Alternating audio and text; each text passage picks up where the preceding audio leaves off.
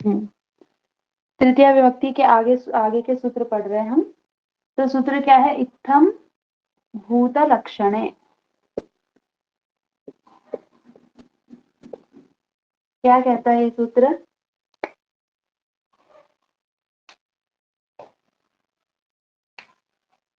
चलिए, एक सूत्र है ये, इत्थम भूत लक्षण है, ये कह रहा है। लक्षण मतलब क्या है?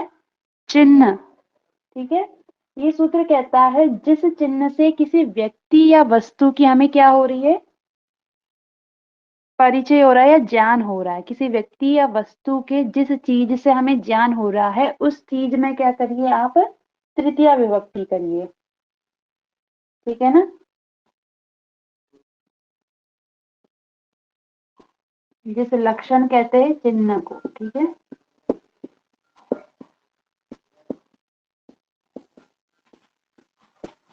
जिस चिन्ह से किसी व्यक्ति या वस्तु का हमें ज्ञान हो रहा हो।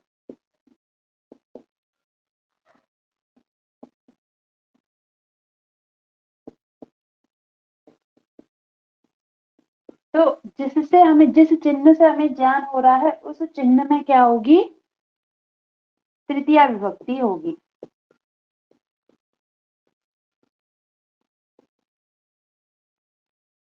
उस चिन्ह में तृतीया। इसने ये कह दिया है। अब उदाहरण से और समझिएगा। जैसे क्या है हमारा? जटाभिः तापसः। जटाभिः तापसः, इसका मतलब क्या हुआ? बोलिए, क्या होता है? जटा से तपस्वी का ज्ञान होता है। जटा से तपस्वी का, हाँ, तपस्वी कहिए, इस सन्यास को भी कह सकते हैं। ठीक है ना? क्या है जटा? क्या सन्यासी लोग जो होते हैं उनकी क्या है? जटाएं लंबी लंबी होती है, बड़ी बड़ी। ठीक है, जटा कहते हैं केशों को। तो ये क्या कह रहे हैं कि जटाओं से क्या लगता है? कोई आदमी है, हम उसको पहली बार देख रहे हैं, अब ये है कौन ये हमें तो पता नहीं लग रहा है, पर क्या है उसकी जटाओं को देख करके क्या लग रहा है हमें? ये कोई तपस्वी होगा। ठीक है, तो ये जटाओं से हमें लग रहा है कि ये तपस्वी है, तो ये जटा क्या है? उसका चिन्ह है। यहाँ क्या कहा? किसी भी व्यक्ति का क्या हो? जिस चिन्ह से हमें ज्ञान हो रहा है उस चिन्ह में क्या होगा? तृतीया विभक्ति होगी। तो यह तपस्वी का ज्ञान किससे हो रहा है? जटाओं से हो रहा है, इसलिए उस जटाओं में कौन सी विभक्ति होगी? ये तृतीया विभक्ति होगी। इसी प्रकार आप कोई भी उदाहरण लीजिएगा, जिस भी चिन्ह से हमें क्या हो रहा हो? व्यक्ति का ज्ञान हो रहा, तो उस चिन्ह में क्या हो जाएगा? तृतीया विभक्ति हो जाएगी। और उदाहरण देखिएगा, कोई है बहुत अच्छे वस्त्र पहन रखा है, ठीक है ना, तो उसके लिए क्या कह देंगे? वस्त्रेण सज्जनः। जिसने पूरे कपड़े पहन रखे हो एकदम अच्छे से, तो उसको क्या है? वस्त्रेण सज्जनः। क्या है? उसके कपड़ों को देख करके प्रतीत हो रहा है ये कौन, कैसा आदमी होगा? सज्जन होगा, मतलब अच्छा इंसान होगा।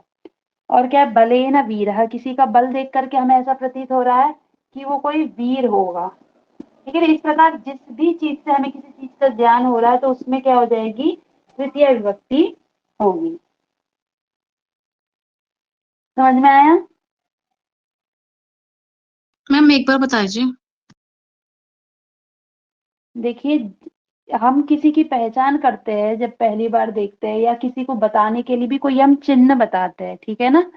तो ये कह रहा है जो चिन्ह आप बताएंगे उस चिन्ह के कौन सी विभक्ति होगी? तृतीया विभक्ति होगी। जिस चिन्ह से किसी व्यक्ति या वस्तु का ज्ञान होता है हमें, उस चिन्ह में तृतीया विभक्ति होगी। मैंने आपको उदाहरण बताया, जैसे कोई सज्जन है, वो सज्जन है ये हमें कैसे पता लग रहा है? उसके वस्त्रों से पता लग रहा है। तो जिस चीज से हमें उसका ज्ञान हो रहा है तो उस चीज में कौन सी विभक्ति होगी? तृतीया विभक्ति होगी।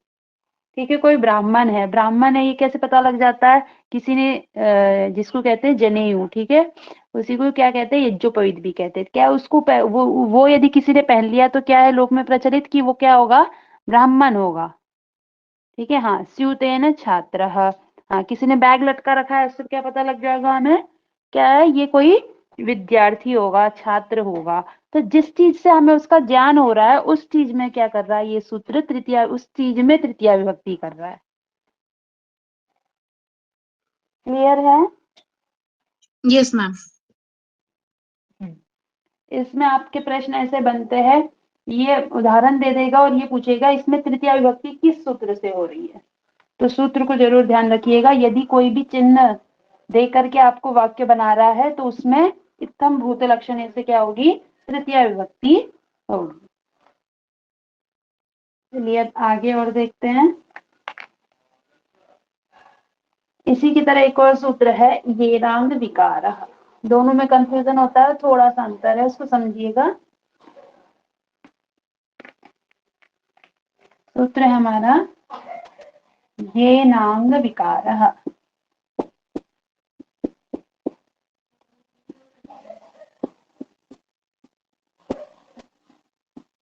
ये सूत्र क्या कहता है, यदि शरीर के, ये ना और अंग है, ठीक है, और विकार आगे, तो ये क्या कह रहा है, किसी शरीर के किसी अंग में कोई विकार, विकार का मतलब क्या है,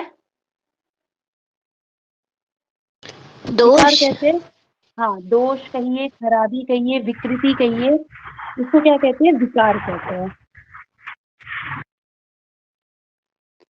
तो क्या है, इसी को विकार कहते हैं। तो ये सूत्र कहता है शरीर के किसी अंग में, ठीक है,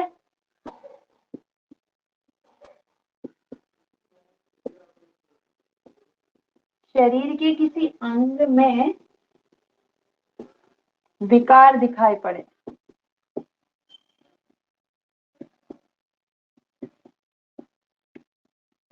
तो उस विकार के वाचक, उस विकार में, ठीक है ना, जो भी विकार होगा ना, जो शब्द उस विकार को बता रहा है उसमें क्या हो जाएगी, तृतीया विभक्ति होगी। उस विकार के वाचक शब्द में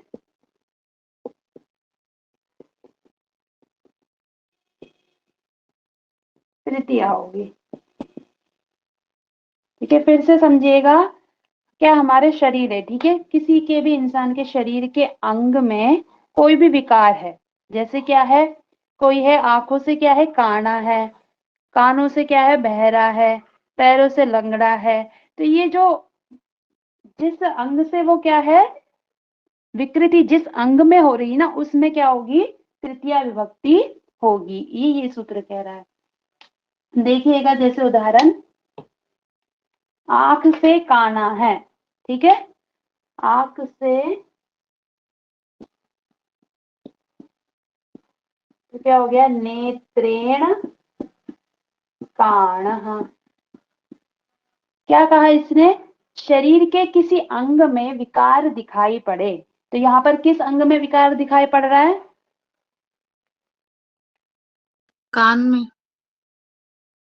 नेत्र कहते हैं आंख को, और ये कान है, काना कहते हैं ना उस चीज के लिए, कान नहीं है, ठीक है। नेत्र मतलब क्या है, आंख, आंखों से क्या है, काना है, ठीक है। तो ये शरीर के किसी अंग, तो यहाँ पर अंग क्या है, नेत्र मतलब क्या है, अंग, आंख, आंख क्या है, हमारा शरीर का एक अंग है। तो किसी अंग में विकार दिखाई पड़े तो उस विकार के वाचक शब्द में तृतीया होगी। तो किसमें विकार है, नेत्र में विकार है, ठीक है, तो इसलिए नेत्र में क्या हो जाएगी, तृतीया विभक्ति होगी। जिस अंग में विकार होगा उस अंग में क्या होगी, तृतीया विभक्ति होगी। और देखिएगा, कर्णेन बधिरः,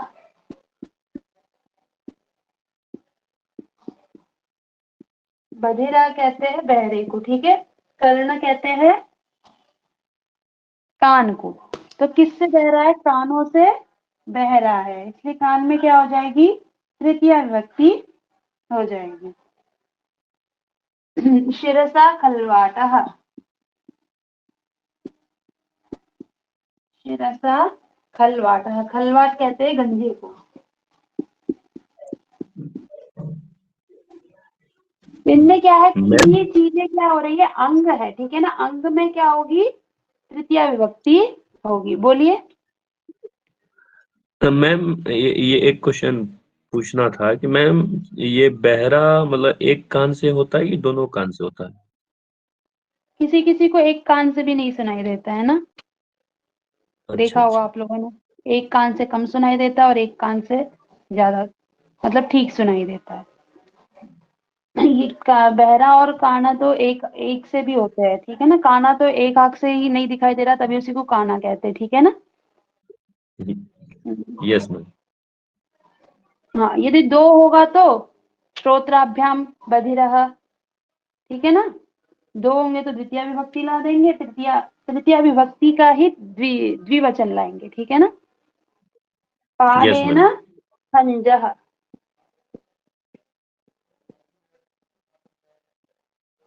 पादेन खंजः। तो यहाँ पर एक चीज आप लोग को ध्यान रखने की है, जो भी शरीर के अवयव है उनमें यदि तृतीया विभक्ति हो रही है तो वो किससे हो रही होगी, येनांग विकार से, ठीक है ना। उसके अतिरिक्त कोई चिन्ह के द्वारा बता रहा है उसमें तृतीया हो रही है तो इत्थम भूत लक्षण है। दोनों सूत्र ऐसे हैं जिनमें इसको भी एक तरह से देखे तो चिन्ह ही है ना, पर ये कैसे है, शरीर के अंग के द्वारा है, इसलिए इसमें तो क्या होगा, येनांग विकार लगेगा। और शरीर के अंगों के अतिरिक्त किसी भी चीज से निशानी बता रहे हैं तो उसमें कौन सा सूत्र लगेगा, इत्थम भूत लक्षणे, ठीक है। चलिए आगे देखते हैं।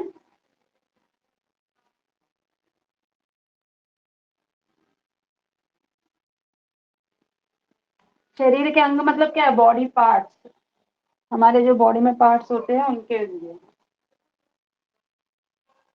अब अगला सूत्र है हमारा क्रम में, हेतौ, सूत्र है हेतौ। यहाँ पे क्या है, हेतु का, हेतु का ये तो क्या सप्तमी में बन रहा है, हेतु का। हेतु मतलब क्या होता है, कारण, जिसको हम कह सकते हैं रीजन,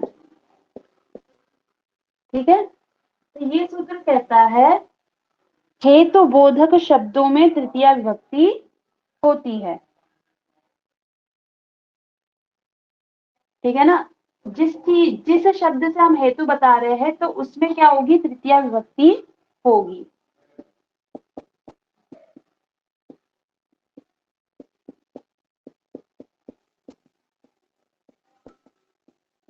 हेतु बोधक शब्दों में तृतीया होती है इस सूत्र से। जैसे देखिएगा, हमें कहना है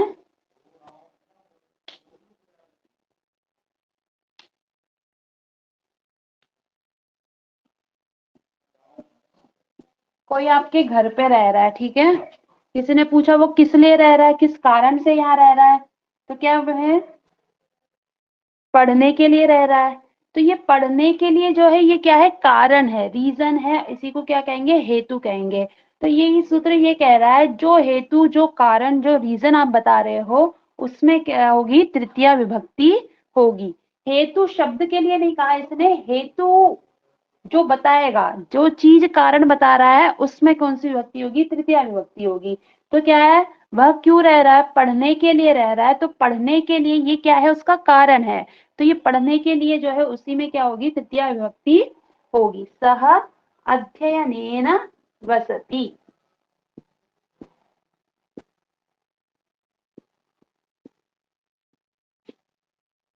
ठीक है।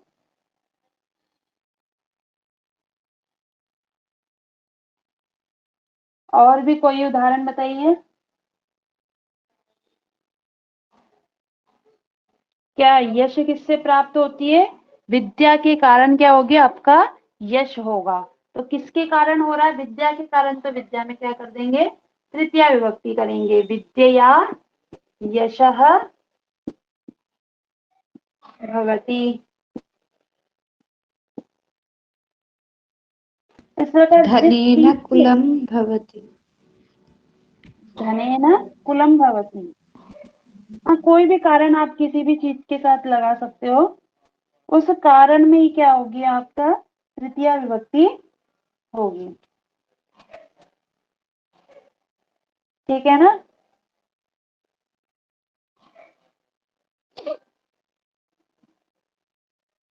क्या है? विद्यया ज्ञानम भवति।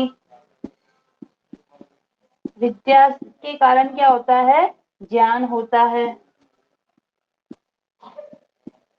विद्यया ज्ञानम भवति। धर्मेण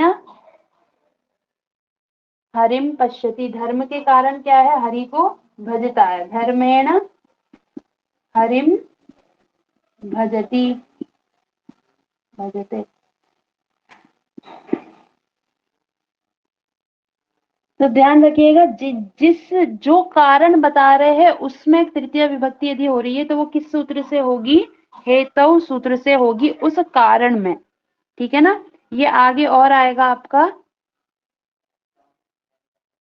ज्वर कारणेन हम विद्यालयं न गमिष्यामि। बहुत सुंदर। तो हेतु का और भी आपको षष्ठी विभक्ति में वगैरह इसके और सूत्र देखने के लिए मिलेंगे, उसमें और इनमें थोड़ा बहुत अंतर है, तो इसलिए इस चीज को यहीं पे याद रख लीजिएगा। जो कारण बता रहे हैं उसमें यदि विभक्ति होगी तो वो तृतीया विभक्ति होगी, और वो किस सूत्र से होगी? हेतु सूत्र से होगी। ठीक है ना?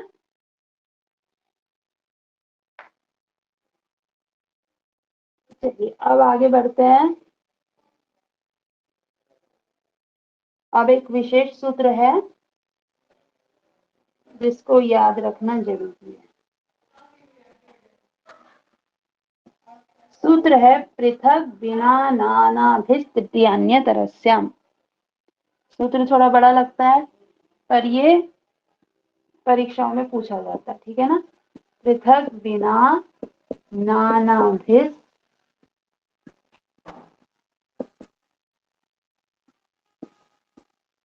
तृतीयान्यतरस्याम।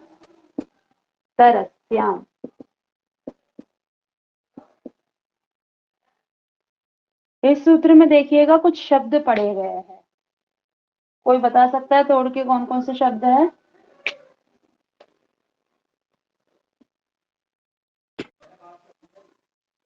देखिए यहाँ पे क्या है? पृथक। पहले क्या निकलता है? पृथक। और क्या है? बिना। और आगे क्या है? नाना। ठीक है, तीन शब्द बताए। पृथक मतलब क्या है? अलग। अलग करने को क्या कहते हैं? पृथक। बिना का मतलब तो जानते हो। बिना कौन सी विभक्ति में पढ़ के आए हो अभी? द्वितीय। बिना के योग में कौन सी विभक्ति होती है? द्वितीय होती। ठीक है ना? अभी तक आप लोगों ने ये पढ़ा कि द्वितीय विभक्ति होती है। पर क्या है, इस सूत्र में दोबारा आ गया बिना। अब ये क्या कहता है देखिएगा? पृथक, बिना और नाना, तीन शब्द बताए इसने। इन शब्दों के साथ कौन कौन सी विभक्तियां होती है? तीनों के साथ। ठीक है ना? तीनों के साथ विभक्तियां होती है। पहले तो याद रखिए द्वितीय, और है इसने तृतीया बता दिया यहाँ पे। तृतीया। अन्य तरह से हम का मतलब होता है विकल्प। तो विकल्प में क्या हो जाएगा? पंचमी। तीन शब्द है और तीनों के साथ तीनों विभक्तियां होंगी। मतलब पृथक एक के साथ द्वितीय, तृतीया, पंचमी होंगी। फिर बिना के साथ भी द्वितीय, तृतीया, पंचमी, और नाना के साथ भी द्वितीय, तृतीया, पंचमी। अब यहाँ पर आपका चॉइस है कि आप इनमें से कौन सी विभक्ति लगाना चाहते हो। इसमें कोई भी गलत नहीं होगा, आप लोग इनमें से कोई भी विभक्ति लगा सकते हो। पृथक, बिना, नाना के साथ द्वितीय, तृतीया और पंचमी विभक्तियों का प्रयोग होता है। इनमें से कोई एक का आप प्रयोग कर सकते हो। तो एग्जाम में इसका प्रश्न बनता है कि पृथक, पृथक एक, इनमें से कोई एक शब्द ले लेगा। जैसे पृथक ले लिया, पृथक के साथ कौन सी विभक्ति नहीं होती है, ये तीन तो दे देगा, और एक कोई गलत देगा, तो उसको ध्यान में मतलब उसको अलग करना पड़ेगा आप लोग को। तो देखिए इसके उदाहरण देखेंगे।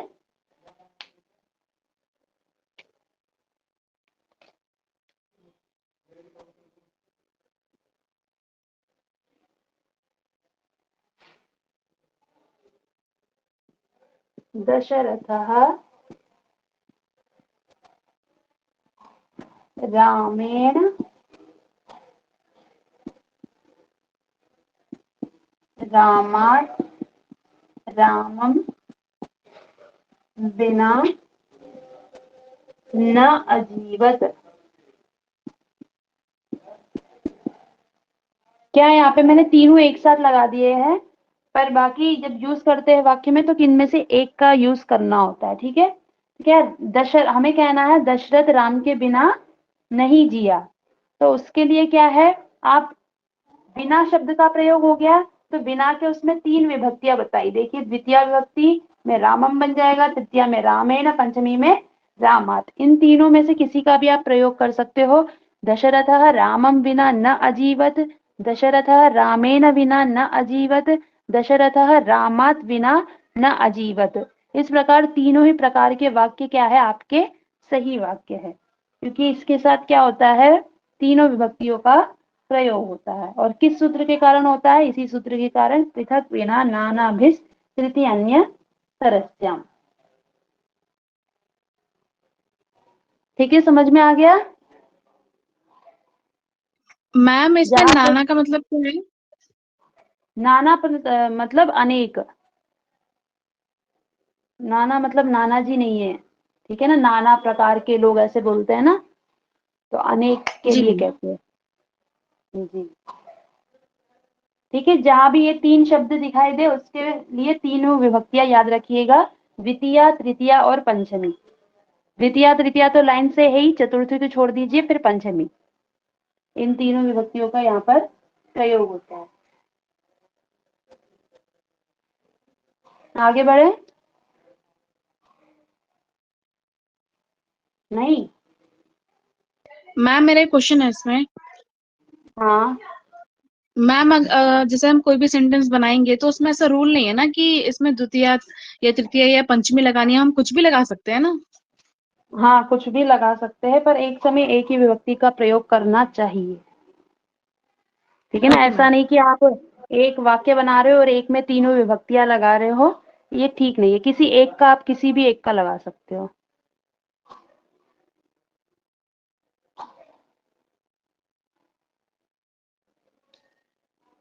इसमें द्वितीया की अनुवृत्ति नहीं आ रही है, पर इसमें द्वितीय विभक्ति का भी नियम है, ठीक है ना। वो क्यों है, कहाँ से है, वो अलग बात है, ठीक है। आप लोग को इतना जानना जरूरी है कि द्वितीय, तृतीया और पंचमी तीनों का ही इसमें नियम है। चलिए आगे सूत्र है हमारा सहयुक्ते प्रधान। तृतीय विभक्ति का मतलब ही सीधे से सह से, ठीक है ना। सह मतलब सह युक्ते प्रधान है, ये सूत्र है हमारा। ये क्या कहता है, सह, सह का मतलब जानते हो,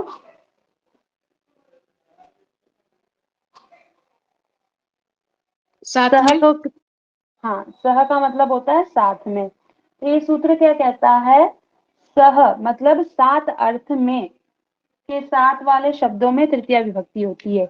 जिस शब्द से साथ में ये अर्थ निकलता है उन शब्दों के साथ क्या होती है, तृतीय विभक्ति होती है। तो देखिएगा कौन कौन से शब्द है, सह, साकम और सार्धम, और एक है समम। इन चारों का मतलब होता है साथ में, ठीक है ना।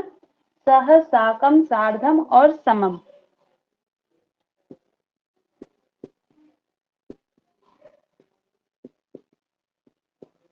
अर्थ में क्या होता है, जिसके साथ, ये साथ आप जिसके साथ के लिए प्रयोग कर रहे हैं उसमें क्या होगी, आपकी तृतीय विभक्ति होगी।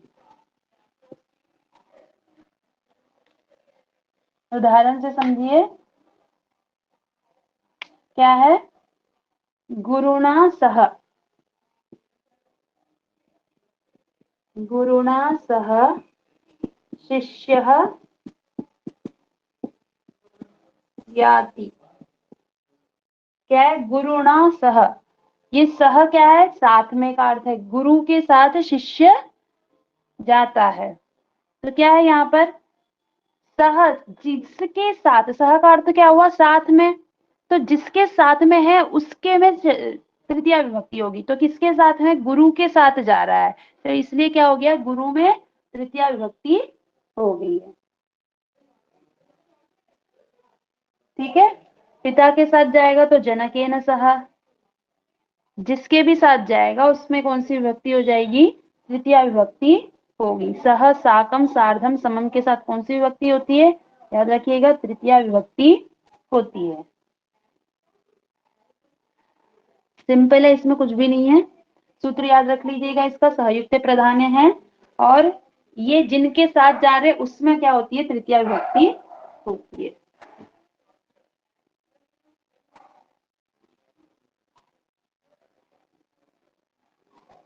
आगे है प्रकृत्यादिभ्य उपसंख्यानम।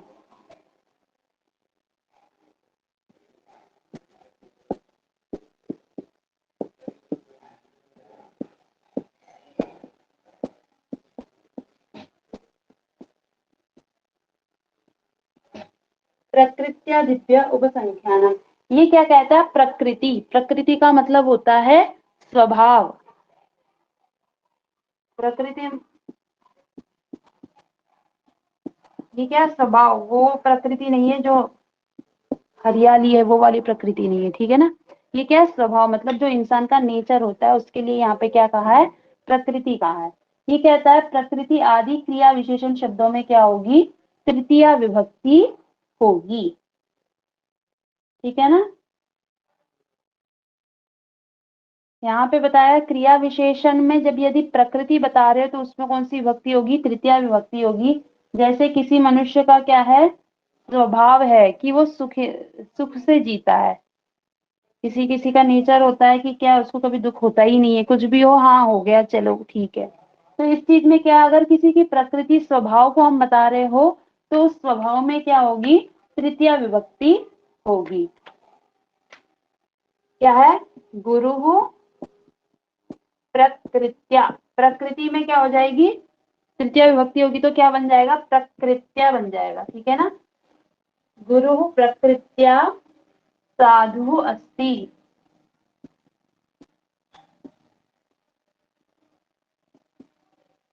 ठीक है। और क्या, सुखेन जीवति, इसी से बनता है सुखेन जीवति। दुखेन जीवति तो दुख से जीता है तो दुखेन हो जाएगा।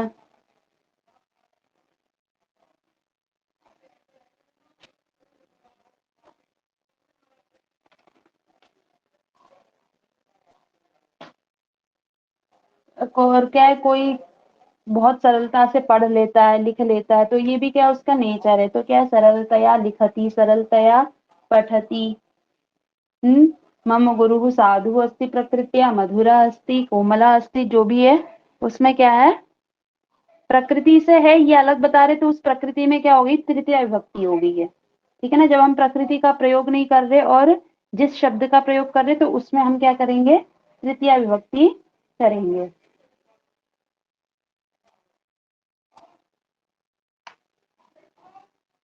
ठीक है, अब कुछ शब्द है जिनके साथ हम क्या करते हैं, तृतीया विभक्ति का प्रयोग करते हैं,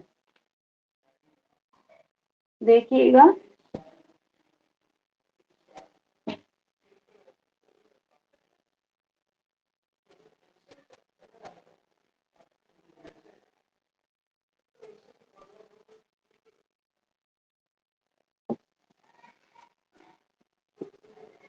किम, कार्यम, अर्थः, प्रयोजनम।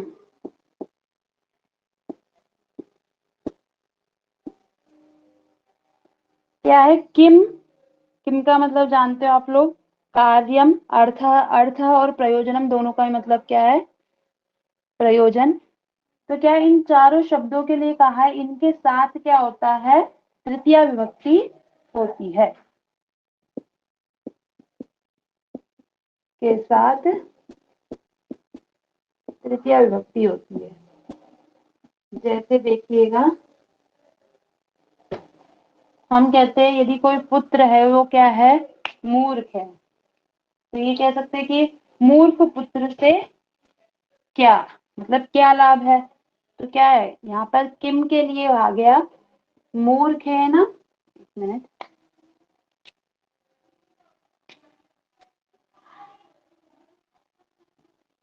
मूर्खेण पुत्रेण किम।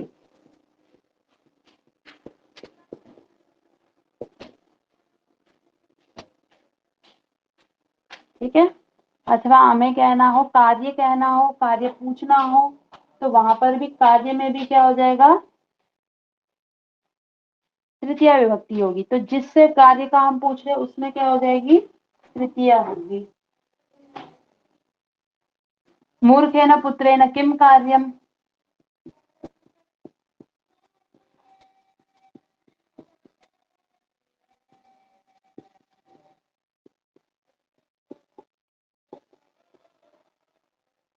मूर्खेण पुत्रेण किम कार्यम, लाभ क्या, प्रयोजन क्या, ये चीज जब हम पूछ रहे हैं तो उसमें क्या हो रही है, तृतीया विभक्ति हो रही है।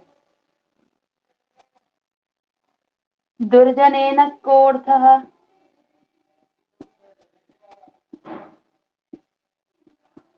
यहाँ पे क्या अर्थः शब्द है, ठीक है ना।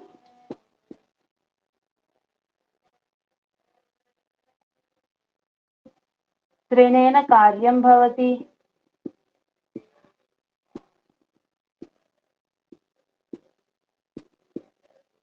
यहाँ पे देखिएगा और एक प्रयोजन रह गया है, प्रयोजन को भी देख लीजिए। तत्र गंतव्यस्य किम प्रयोजनम।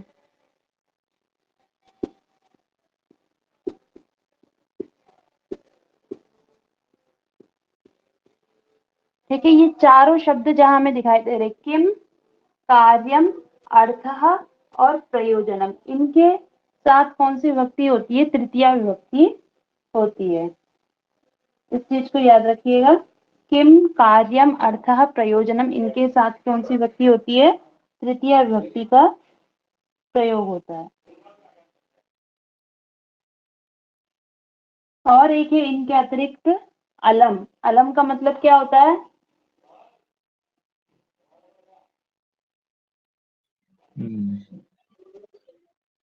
निषेध अर्थ में होता है मैम।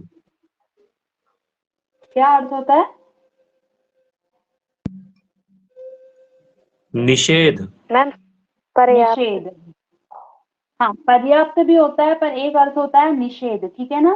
तो अभी जो इसमें बताएंगे उसके क्या है, निषेध और पर्याप्त दोनों का मतलब एक ही है। पर्याप्त होगा तभी क्या होगा, निषेध होगा, ठीक है ना। यदि आप लोग भोजन कर रहे हैं, आप लोगों ने क्या कहा, निषेध किया कि नहीं चाहिए, वो नहीं चाहिए क्यों कहा, क्योंकि पर्याप्त हो गया, ठीक है ना।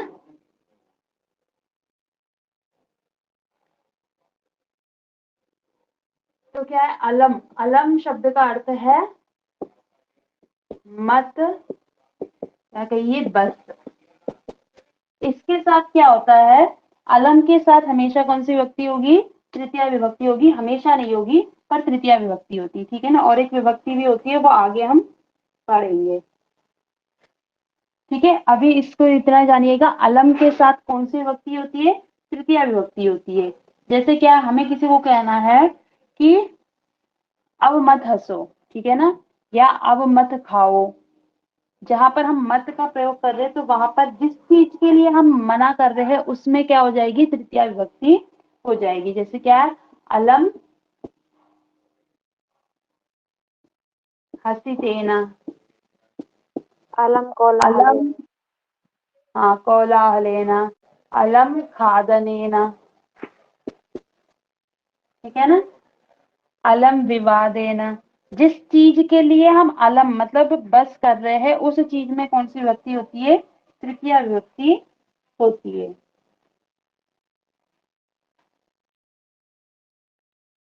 और एक प्रायः शब्द के साथ भी क्या होती है, तृतीया विभक्ति होती है। प्रायः शब्द में तृतीया विभक्ति होती है। इसके लिए है, अभी प्रकृति तो आपने पढ़ ही लिया था, प्रकृति, प्राय, गोत्र, प्रकृति। ये क्या कहता है,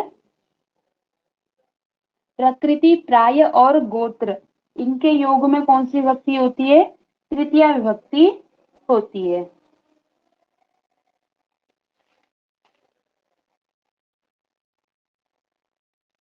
तो प्रकृति का मैंने बताया था, प्रकृत्या साधु, ये हमने किया था। अब आगे प्राय का देखिएगा, प्राय शब्द का हम प्रयोग कर रहे हैं तो भी क्या हो जाएगा, उसमें भी तृतीया विभक्ति होगी। जैसे क्या, अद्य प्रायेण अहम आगमिष्यामि अथवा न आगमिष्यामि, अद्य प्रायेण वृष्टि भविष्यति, वृष्टि भवेत्। प्रायः शब्द मतलब प्राय शब्द का जहां हम प्रयोग करेंगे उसमें क्या हो जाएगी, तृतीया विभक्ति होगी। और जो गोत्र होते हैं, ठीक है ना, पहले जमाने में बहुत चलता था गोत्र, किसी का भारद्वाज होता था, ठीक है ना, और भी बहुत सारे गोत्र हुआ करते थे। उस गोत्र शब्द में भी जब गोत्र बता रहे तो उसमें भी क्या हो जाती थी, तृतीया विभक्ति, गोत्रेण भारद्वाजः।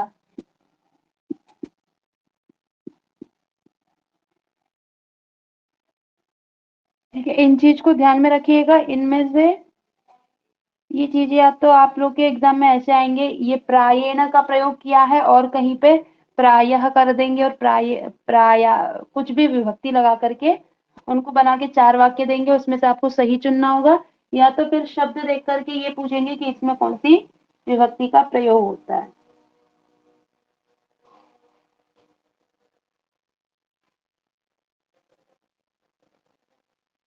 ठीक है, यहाँ तक आप लोग की तृतीय विभक्ति खत्म हो गई है। मैम इसमें प्राय का अर्थ क्या है? प्राय मतलब होता है अक्सर, अक्सर कहेंगे या अक्सर के लिए भी होता है। प्राय मतलब शायद, ठीक है ना, हिंदी में इसको एग्जैक्टली क्या बोलते हैं नहीं आ रहा, प्राय हिंदी में भी यूज करते हैं। जिस चीज में निश्चितता ना हो उसको क्या कहेंगे, प्रायः। हाँ, ओके मैम। ज्यादातर कहिए, हमेशा नहीं होगा, निरंतर भी नहीं होगा, ज्यादातर हो सकता है, मतलब विकल्प है, शायद नहीं। हाँ,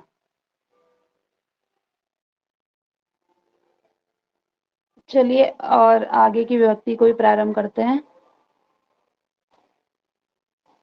इसके बाद कौन सी विभक्ति है, चतुर्थी संप्रदान।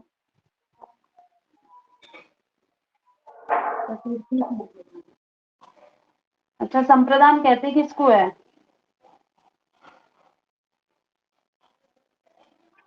मैम जिसमें हम किसी भी व्यक्ति को या किसी को भी हम कोई भी वस्तु प्रदान करते हैं। कर्मणा यमाभिप्रोति ससंप्रदानम। शाबाश, बहुतमम। क्या बताया है, संप्रदान किसको कहते हैं?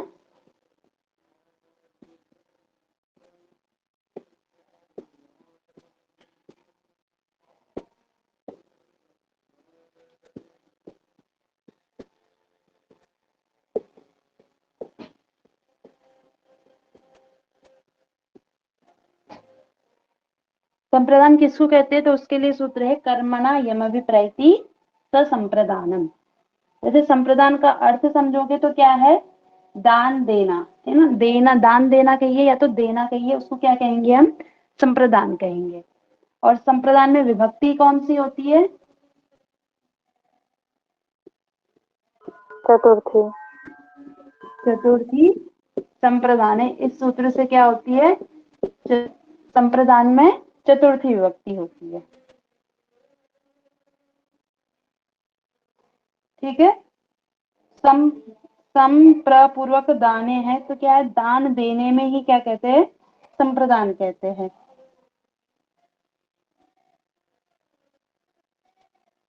दान आदि क्रिया जिसके लिए की जाती है उसे हम क्या कहते हैं, संप्रदान कहते हैं। तो ध्यान दीजिएगा इस बात को, जिसके लिए, जो देना क्रिया हो रही है वो जिसके लिए देना होगा उसको हम क्या कहेंगे, संप्रदान कहेंगे। तो जिसको दे रहे हैं उसी में चतुर्थी विभक्ति भी होगी। जैसे देखिए सूत्र सबसे पहले, चतुर्थी विभक्ति का मुख्य सूत्र कह लीजिए, रुच्यर्थानाम प्रियमानः। जो आप लोग के परीक्षाओं की दृष्टि से जो पूछे जाते हैं उनको मैं पहले ले रही हूँ। तो क्या है, रुच्यर रुच्यर्थानां प्रीयमाणः। रुच्यर्थानां प्रीयमाणः, ये सूत्र है। ये क्या कहता है? रुच, रुच धातु सुना होगा आप लोगों ने। रुच का अर्थ क्या होता है?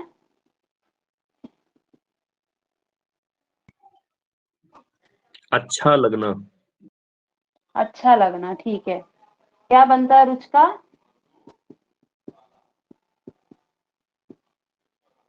रुच का जब रूप बनता है, धातु रूप, तो बनता है रोचते, ठीक है ना।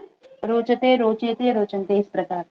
तो ये क्या कहता है? रुच तथा इस अर्थ वाली धातुओं के साथ, धातुओं के योग में जिसे अच्छा लगता है उसमें कौन सी विभक्ति होती है?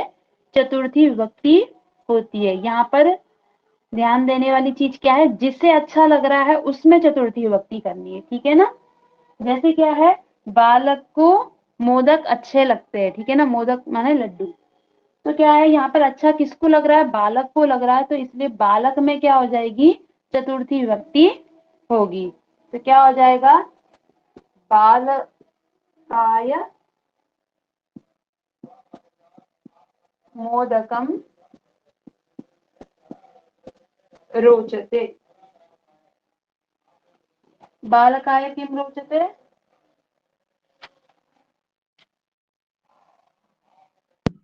मोदकम। मोदकम रोचते। तो यहाँ पर क्या है? इसमें चतुर्थी किस चीज से हुआ? इस चीज के कारण यहाँ पे चतुर्थी हुई है, ठीक है ना। इस सूत्र ने क्या है? यदि रुच धातु का प्रयोग हो रहा है, किसी चीज का अच्छा लगना हो रहा है, तो जिसको अच्छा लग रहा है उसमें कौन सी विभक्ति होगी? चतुर्थी विभक्ति होगी। जैसे क्या है? किसी को पढ़ना अच्छा लगता है, छात्राय पठनम रोचते। फिर रोचते का प्रयोग हुआ है रुच धातु का, तो इसलिए इसे किसको अच्छा लग रहा है? छात्र को अच्छा लग रहा है, तो छात्र में कौन सी विभक्ति हो गई है? चतुर्थी विभक्ति हो गई है।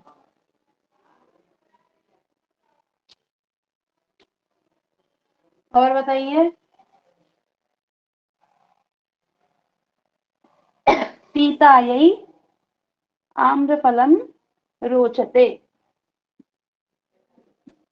सीतायै आम्रफलम रोचते। हमें इससे मतलब नहीं है कि क्या उसको अच्छा लग रहा है, बस अच्छा लग रहा है और किसको अच्छा लग रहा है उसमें हम क्या कर देंगे? चतुर्थी विभक्ति करेंगे।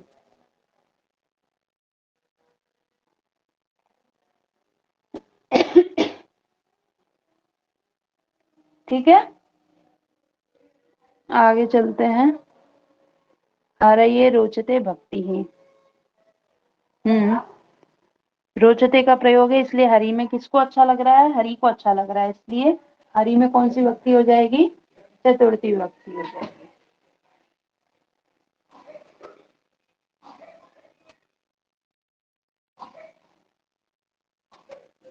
आगे हैं तादर्थे चतुर्थी वाच्या।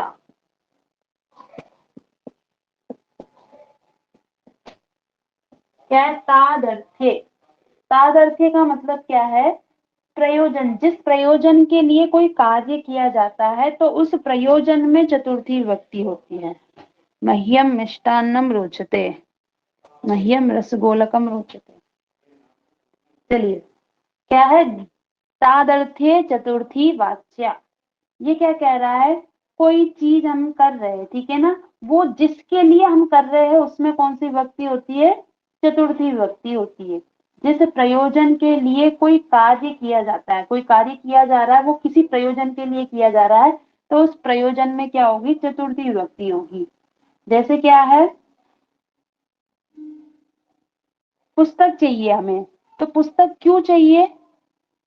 आप लोगों ने पुस्तकें मंगवाई होंगी कमल सर से, तो किस लिए मंगवाई है? मैम पढ़ने के लिए। हाँ, पुस्तक चाहिए, पर वो किसके लिए? उसका प्रयोजन क्या है? पढ़ने के लिए। तो उस पढ़ने में कौन सी विभक्ति हो जाएगी? चतुर्थी होगी। ये बता रहा है, ठीक है ना। तो क्या हो जाएगा? पठनाय पुस्तकम। ठीक है, और उदाहरण बताइए। कोई गेंद चाहिए तो वो किसके लिए चाहिए? खेलने के लिए चाहिए। तो क्या हो जाएगा? क्रीडनाय कंदुकम। ठीक है। लेखनाय लेखनी। हाँ, आभूषणाय स्वर्णम। ठीक है। हाँ, इसी प्रकार क्या है? शकटाय दारुः। प्रसिद्ध उदाहरण है ये। शकटाय दारुः। दारू कहते हैं लकड़ी को, ठीक है ना। शकट तो जानते हो। तो क्या शकट के लिए क्या चाहिए? लकड़ी चाहिए। इसके लिए लकड़ी चाहिए। लकड़ी किसके लिए चाहिए? शकट के लिए चाहिए। इसलिए शकट में क्या हो गई है? चतुर्थी विभक्ति हो गई है। ठीक है। बालः दुग्धाय क्रंदति। क्रंदति मतलब रो रहा है। किसके लिए रो रहा है? दुग्धाय।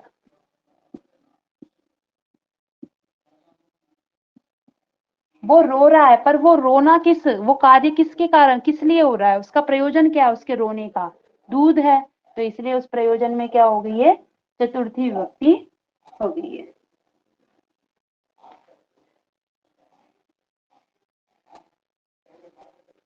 आ गया समझ में? Yes ma'am. यस। चलिए आज के लिए इतना ही रहने देते हैं। साथ साथ में तैयारी करते जाइएगा।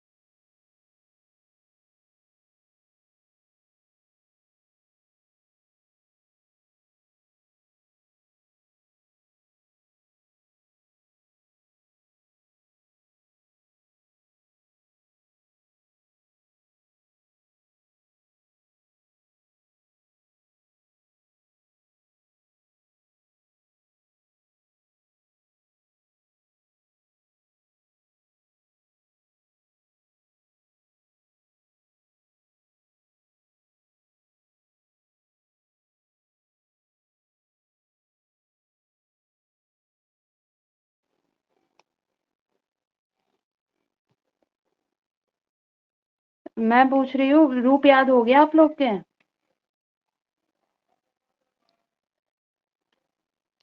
शाश्वत जी, रूप याद किया? कल कुछ रूप काम दिया था।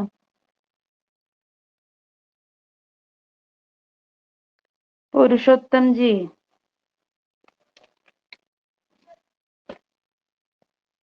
चलिए आप लोग याद करते ही नहीं है। ठीक है, आप लोग जा सकते हो। मैम किए हैं। किया है? मैम के